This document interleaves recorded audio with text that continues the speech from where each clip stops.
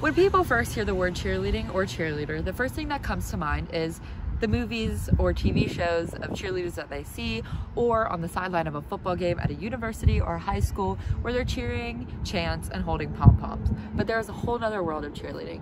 This is called all-star cheerleading.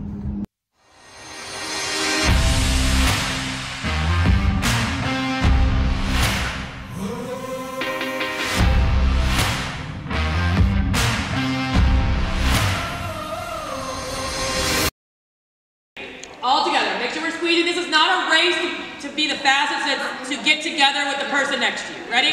Hi, I'm Mackenzie McCauley, and I've been coaching for, this is my 4th season coaching. I think I've known that I wanted to do it since I was little, and I always took a big interest in the logistics of cheerleading, not just like coming to practice and being a cheerleader. Like, I would go home. I would watch videos constantly. I was always on Twitter looking at what people were saying about cheer teams, and like, I just love watching it. I love seeing how creative it can be. Like, it really is an art form to me. And I've just loved it since I was a kid, and it's really just, it's something very special to me. So I always knew that I wanted to. I didn't ever think that I would be coaching though, but I am. Very good. Levels range from 1 to 7, 1 being the most beginner level, 7 being the most advanced level. That's more like collegiate cheerleading. And sizes range from, we have teams that are extra small all the way to large, and there can be teams as little as like 3-4 people, and then the biggest team consists of 38, I believe. That would be a large team. You can start cheering on a prep team, I believe, at 3.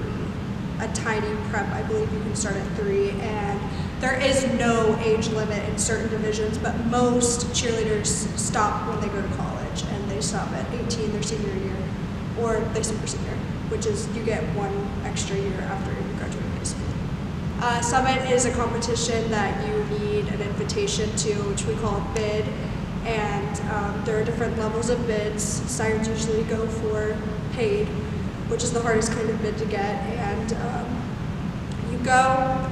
You have to compete against your division in semifinals, and then I think half of the division makes it through to finals. And it's the last competition of the season. It's the biggest, most important competition of the season. Yo! Oh my goodness. Hello. I'm Jenna Powell. I'm an all-star cheerleader, and I've been cheering for 8 years. I am currently on Fame Sirens, which is a senior level 2 team, and I have been on levels 1 through 5. My current schedule as a cheerleader with sideline and comp cheer is pretty much every single day of the week with games, and then comps on Saturdays and Sundays, and all-star cheer on Tuesdays and Sundays. The hardest part about cheerleading mentally is how little time you have in your schedule. Physically, full goes. Which, I mean, no one really likes full goes. So, a full go is where you do your whole routine just full out. You do your jumps, your tumbling, your stunts, and you just facials, everything. It's like you're performing at practice. The best thing about being a cheerleader is the feeling you get when you step on the stage with your team that you've worked so hard for, and like that feeling when you win, which sounds kind of bad, but it's a really good feeling.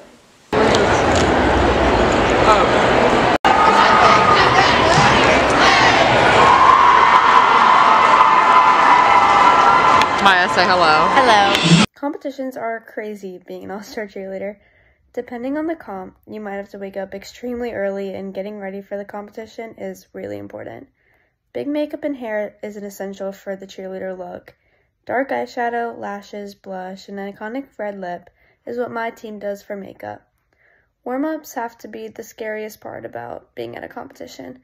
There's tons of other teams in there with you, and sometimes it's your competitors, and you can always feel the tension in the air. Tigray, orange, one of a kind, world champions, one more time. Let's go, Ray!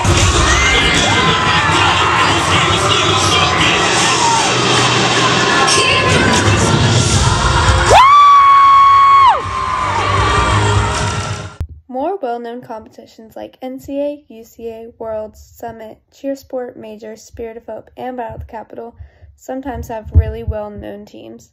It's crazy the amount of fans that these teams have. The arena will be packed for those teams, and it feels like a concert. It is those moments that you feel like, wow, I'm not the only one who appreciates cheer. There's a whole room of people. Oh look, there's my kid. Is she gonna be in the background? This is cool, what's going on? I'm being interviewed because I'm super special. Aw, you're so special. Is that your top ramen socks? Yeah. I'm Stephanie Cleek. I am Siren's team mom, and I've been a team mom for only 2 years. Well, for Siren's 2 years. You're here for practice. You make sure everybody has what they need. Competitions, you make sure everybody's there. You gotta check in everybody, let the coaches know that everybody's there. Any goodie bags you guys got, you know, we press them all, or we order, or fundraising. You know, carrying a whole lot of extra stuff. You know, ibuprofen and feminine products for all the girls on the team when needed. You know, just basically the mom that's there when the real moms aren't. Well, it is expensive, but it's, for us, it's worth every penny. I can't give you an exact dollar amount because every week it's something different. As far as being a team mom, you can't, sometimes you have to come out of pocket. You know, sometimes there's maybe kids that are either less fortunate or going through something at that time that we have like donated our fundraising money to, or, you know, so it's pricey, but you wake up one day and it's over. I would say juggling everything, work, personal, another kid, and on top of the responsibilities of the office and the team mom. That's probably the most difficult, is juggling. I lose my mind sometimes. I was just happy that she found something that she loves, keeps her occupied, keeps her busy, keeps her on the straight and narrow, and teaches her things that we couldn't teach her at home, like teamwork and you know, that team camaraderie, that whole team concept is something that, you know, we can't teach her at home. She's learned here. She's learned hard work, and then the reward that comes when you work hard.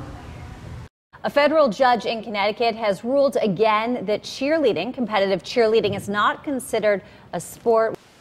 The most toxic thing about cheerleading would be the amount of hate that it gets from people who don't cheer, saying that it's either not a sport or it's easy. Honestly, more to the lower teams, the lower level teams, because people think that the lower level teams is more easy than like the higher level teams, which is not true at all.